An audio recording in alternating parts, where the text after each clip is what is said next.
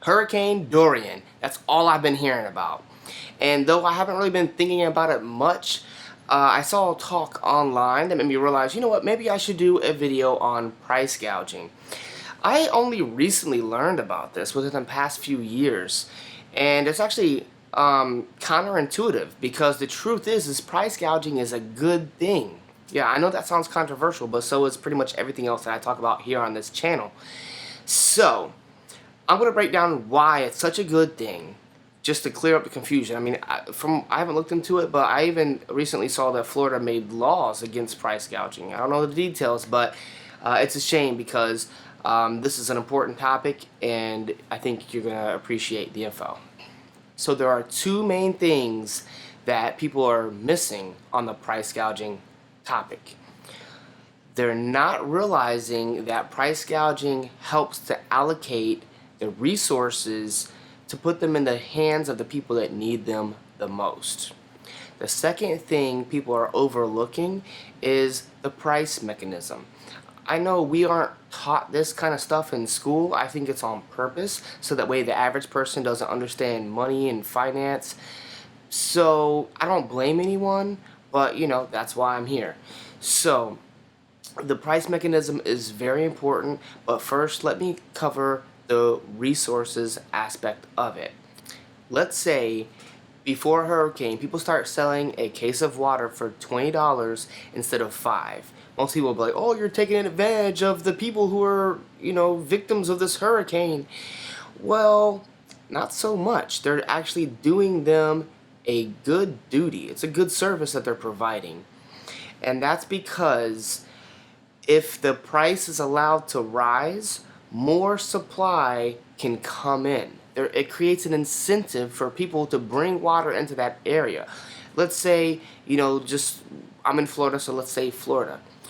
If the Florida people are going to be hit by a hurricane, but Georgia is not, the people in Georgia are just going to drink their water as usual. They might be sympathetic, but they're not going to drive water down. You know, maybe they have a job. They're not going to take time off work. Most people are not, to come down and bring Floridians water. But if they can, maybe they want to, but they just can't. They can't miss out on the money. But if they can take 10 cases of water, that's not much.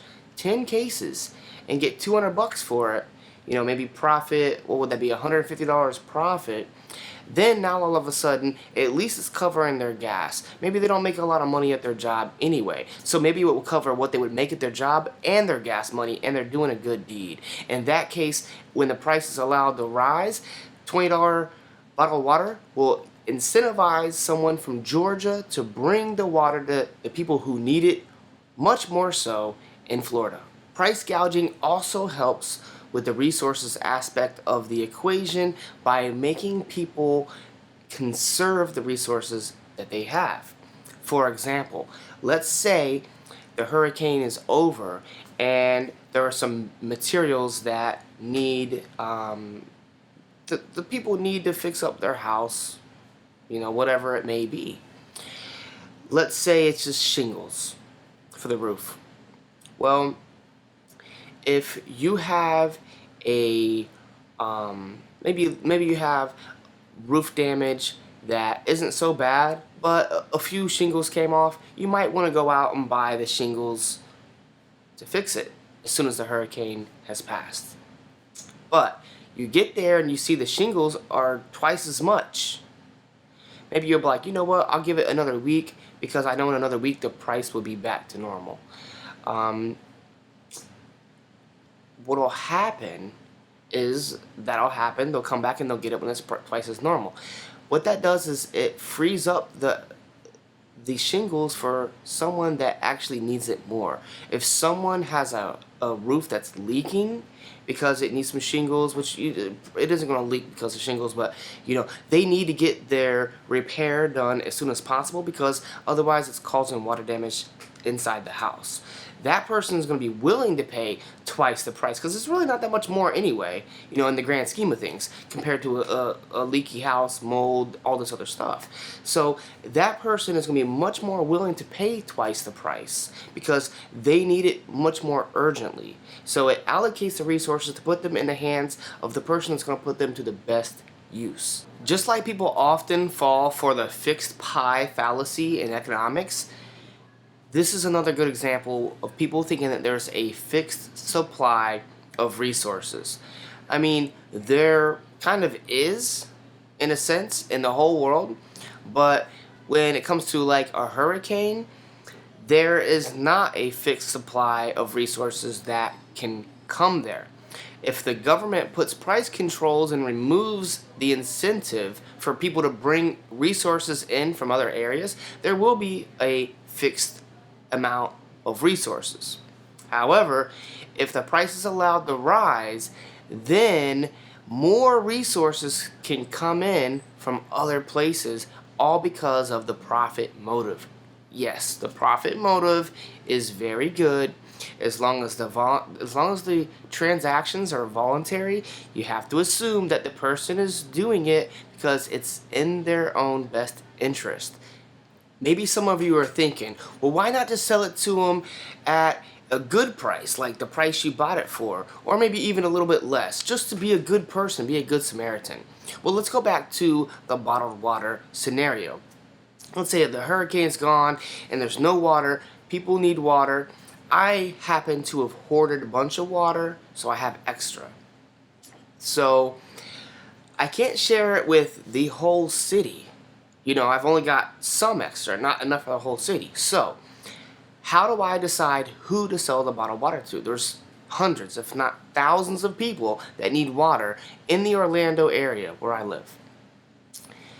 If I just offer it at the same price it goes for every day, people are going to just swarm me and buy that water up.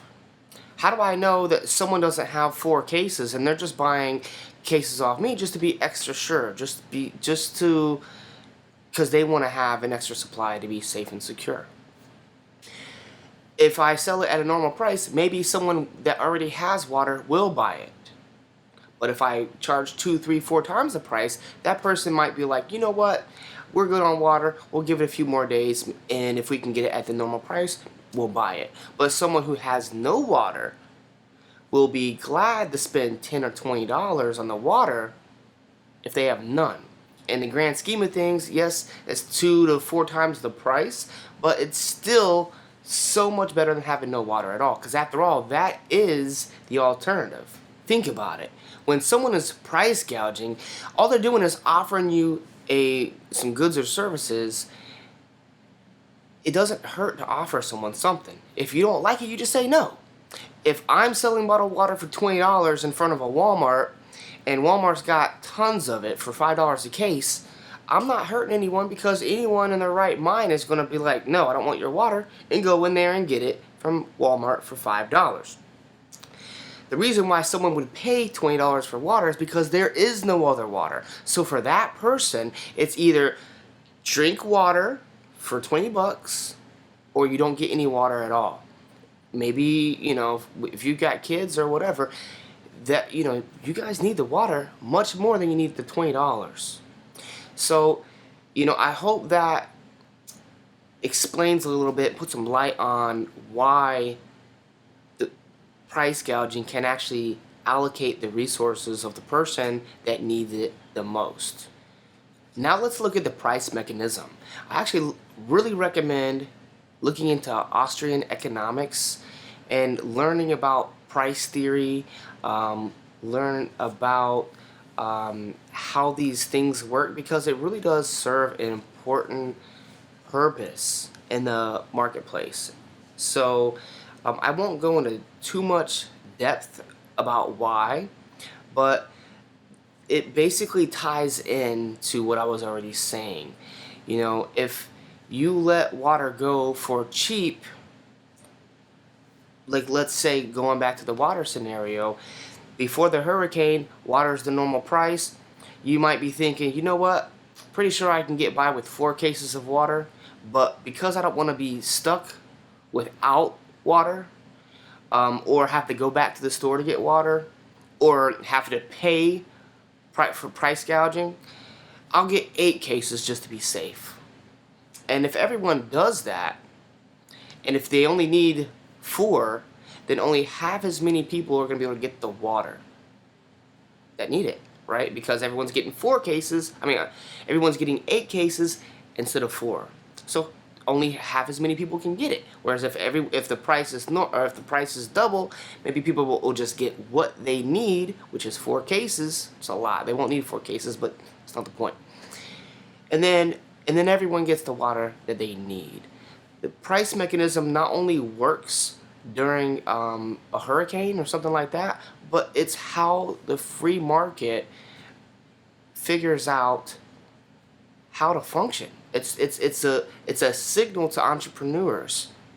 It's a signal to consumers. When a business wants to sell a bunch of product, let's say they have a whole bunch, what do? They lower the price. They put it on sell to sell it, to move it. The price mechanism really does perform a vital role in the economy, and it shouldn't be overlooked. Let me give you a few examples. They're not really realistic, but it helps illustrate the point. Let's say silver bullion, the actual metal, silver, is selling for a penny an ounce. You could basically build a silver toilet. Now, I don't know if you know, but silver is one of the most useful metals. It's one of the most useful substances on planet Earth. We couldn't live with our modern day society without silver. But if it was a penny, you could just buy it and do things with it that aren't necessary at all. Like make a toilet seat out of it. Or an entire toilet. That would be wasting the silver. But the price mechanism makes that unpractical. The person willing to pay the most for a resource is likely to put it to its highest and best use. That way, it doesn't go to waste. If you had, let's say, one cure for cancer, and it could cure all the cancer in the world. This is a ridiculous thing, but you get the point. If it was $1, someone might get it, and let's say it was, some, I don't know, whatever. It was in some form, and people just bought it, and they threw it in their closet because they only paid $1 for it, Whereas, if it was very expensive, it would only be used for the purpose that it's intended for. Because why would you pay $1 million for something that's going to cure cancer unless you're going to cure it or maybe suppress the cure? But that's another story. So I hope that gives you another perspective on price gouging. And if you like what you hear, not only hit that thumbs up, whatever it is, but also hit that subscribe button and even the bell icon to be notified when I do future videos, guys. I really appreciate you watching till the end. That says a lot about you, and I hope that I see you in a future episode.